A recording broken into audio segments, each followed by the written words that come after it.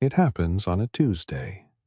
No announcement, no ceremony, just your phone buzzing at 7 a.m. and your father's voice on the other end, slower than you remembered. He can't find his insurance card. He's missed 2 appointments.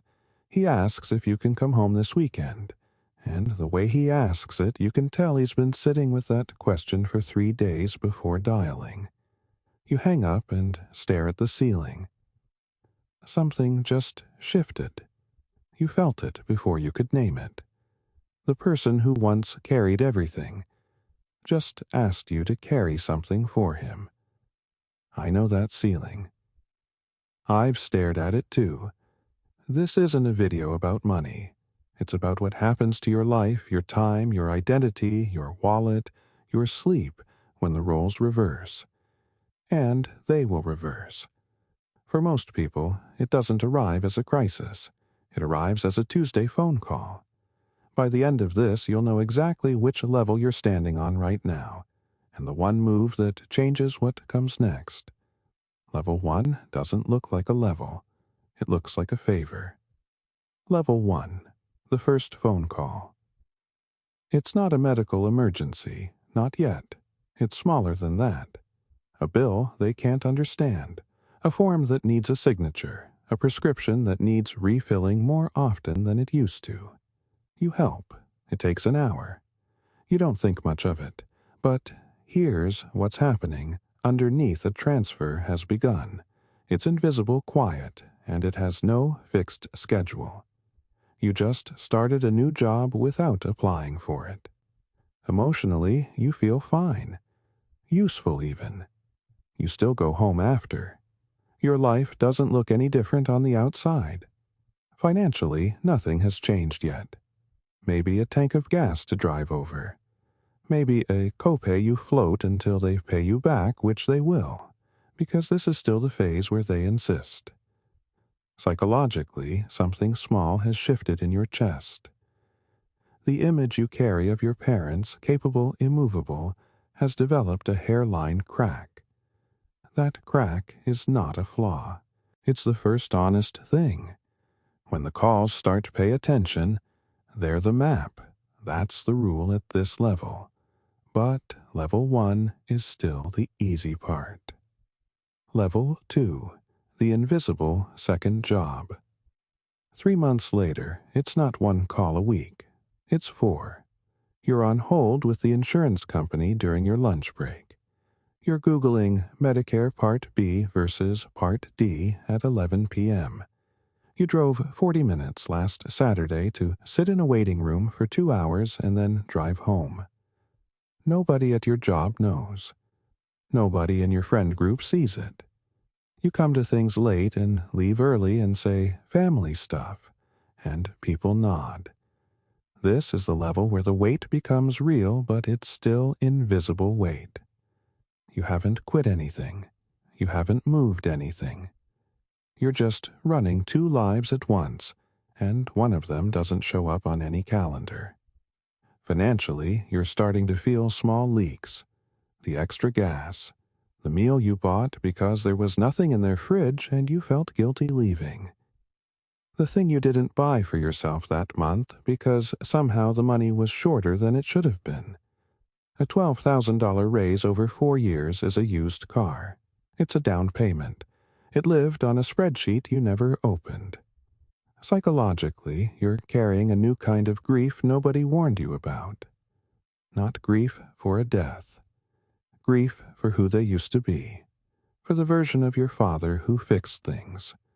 For the version of your mother who had an opinion about everything. Grief doesn't only come at funerals. What you're feeling isn't selfishness. It's the cost of love at a new level. That's the rule at this level. Then the calls start coming during work hours, level 3. The conversation you keep postponing. You know the one, the money conversation. Do they have savings? Is there a will? Do they own that house, or is there still a mortgage? What happens if one of them needs real care? You haven't asked, they haven't offered. And so both of you live inside a silence that is comfortable and dangerous at the same time. I sat at a kitchen table once and asked those questions too late. 3 months after, I should have. By then, 2 of the answers had already changed. Here's what you will find if you actually have the conversation. It's not as catastrophic as the silence made it feel. Numbers are just numbers. Papers are just papers. What makes them terrifying is not knowing. Emotionally, this level costs you the fantasy that it will all work out on its own. It will not. Things that go unaddressed become emergencies, and emergencies cost everyone more in money and time, in damage. Financially, this is the level where you find out if you're inheriting a safety net or inheriting a problem. Either answer is something you can plan around. Neither answer is something you can plan around if you never ask. Psychologically, having the conversation gives you back control. Not of what happens, you can't control that. Control of your own posture. You stop reacting and start preparing. Uncomfortable conversations now are the only thing standing between you and impossible ones later. That's the rule at this level. Nobody hands you the next level, you step onto it. Level 4. The financial merge. This is the level most people hit without realizing they've entered it. It starts with one expense. Maybe your father's car needs a repair he can't cover. Maybe the heating bill one winter is more than their fixed income can absorb. You help. Of course you help. You are their child. But then it happens again, and again. And at some point their financial life and your financial life are no longer separate systems. You're paying for things every month. It doesn't have a name. There's no formal arrangement, no budget line, but it's real and it's recurring, and it is reshaping what your own future looks like. Emotionally, you feel a complicated mix. Love, obligation, quiet, resentment. You feel ashamed of, and then more shame for the resentment. All of that is normal. All of it means you're human. Financially, this is the level that requires actual math. What can you sustain? I ran that number once at 2 a.m. on a napkin. It was smaller than I wanted it to be. What are you contributing monthly, honestly? What does your own retirement picture look like if this continues for 5 years, for 10? These are not cruel questions. They are protective ones for both of you. Psychologically, this is where you become the version of your parent you always assumed they would stay. The role reversal is complete, even if no one names it. You can give generously and plan carefully at the same time. One does not cancel the other. That's the rule at this level. Level 5. The sacrifice. Nobody applauds. You turned down a promotion because it required relocation. You told your manager it was personal. You never told anyone what personal meant. The others are there too. The job you didn't take the city. You didn't move to the investment you liquidated in silence. But that one sits with you in a specific way. This is the level of the quiet sacrifice, the thing you gave up that no one saw, no one thanked you for, and no one will remember at Thanksgiving. The loneliness of this level is specific. It's not that people don't care. It's that they don't know. Your manager doesn't know why you seem distracted. Your friends don't understand why you're not traveling anymore. Your younger sibling, if you have one, is living a different version of the same family story, and somehow seems untouched. Emotionally, this is the level where exhaustion becomes chronic. You're not tired from one bad week. You're tired from a year of running 2 lives. Financially, the opportunity cost is invisible, but real. The raise you didn't take, the investment you couldn't make, the side business you never started. These things don't show up as losses on paper, but they live in you. Psychologically, the men who survive this level without breaking are the ones who learn to name what they gave up, mourn it briefly, and then keep moving. Not denying it. Not performing martyrdom, just acknowledging it and walking forward. The sacrifice was real. You don't need applause to let it count. That's the rule at this level. You're not behind. You're between levels. Level 6. The crisis. This level does not ask permission. A fall, a diagnosis, a sudden hospitalization. The phone call that is nothing like the Tuesday calls, the one where the voice on the other end is not your father. It is someone telling you about your father.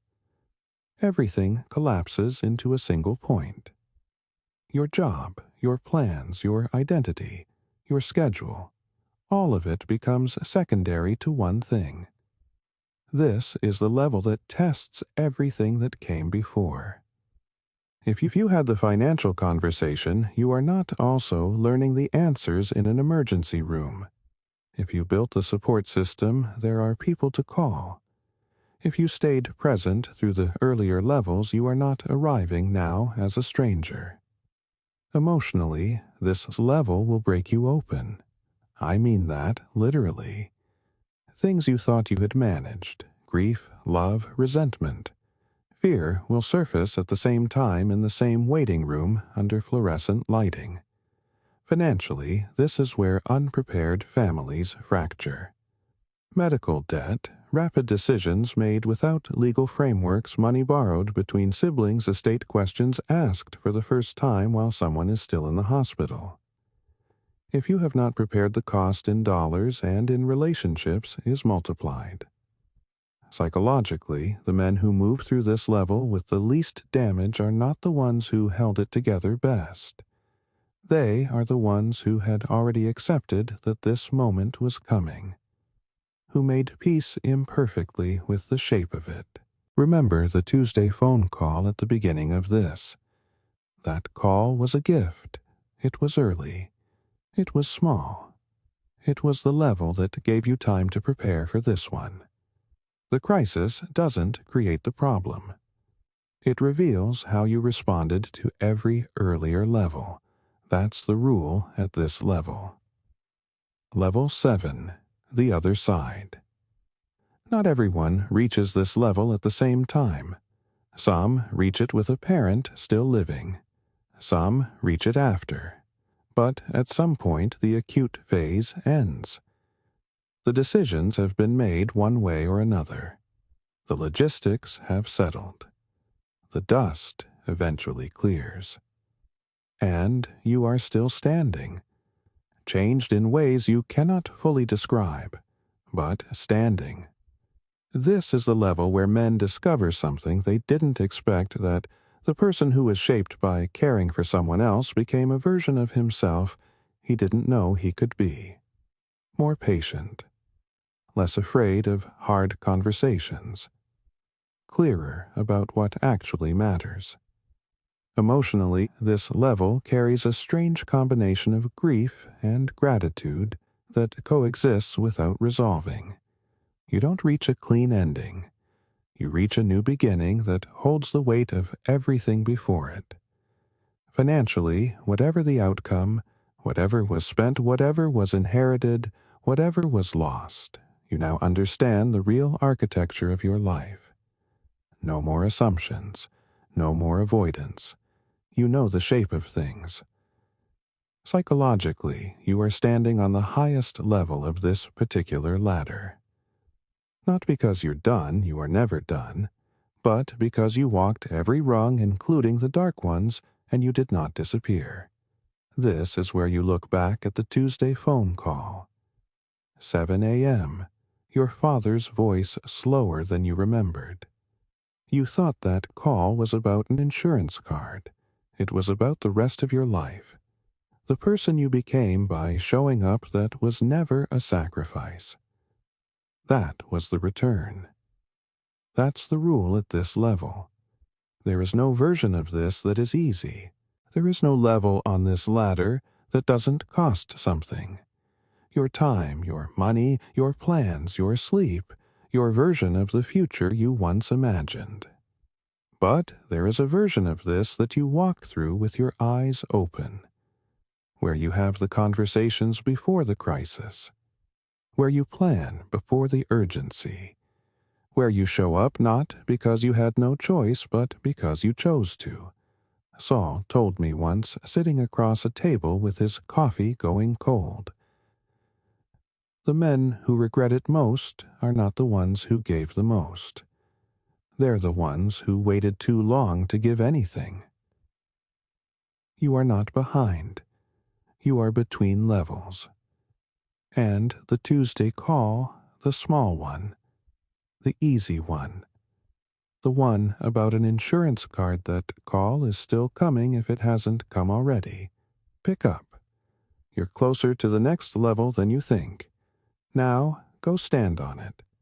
For educational and storytelling purposes only, not financial advice. Investing involves risk, including loss of principal. Do your own research or consult a licensed advisor.